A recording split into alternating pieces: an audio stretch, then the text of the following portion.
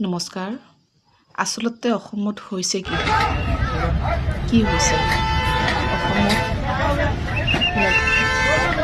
কিমান যে দল সংগঠন আছে হিচাপ নাই, পুলি পোখা বাঢ়ি গৈয়ে আছে।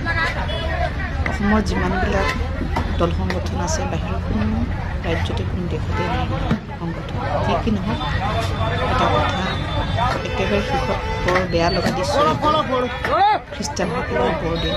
তেওঁলোক যিহেতু আমাৰ অসমত আছেই, প্ৰত্যেকটো ধৰ্মাৱলম্বী মানুহৰ নিৰ্দিষ্ট এটা উৎসৱ থাকে, গতিকে তেওঁলোকে পালন কৰিবলৈ যুঁজাৰ চলাইছে। তেনেকুৱাতে বজৰং দল, কি দল মই বুজি নাপাওঁ, অতপালি দল বুলিয়ে কৈছোঁ।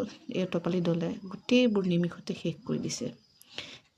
ঠিক আছে বাৰু, তেওঁলোকে এইখিনি শেষ কৰি দিছে, কিন্তু আমাৰ অসমৰতো বহুত ল'ৰা ছোৱালী বাহিৰত পঢ়ি আছে, কিছুমানে চাকৰি কৰি আছে।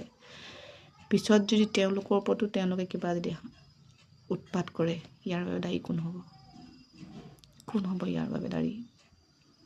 এতিয়াও সময় আছে, এইবিলাকক নাকি লগাওক। যিটো শুদ্ধ সত্য সেইটোৰ ওপৰত বিচাৰ কৰক।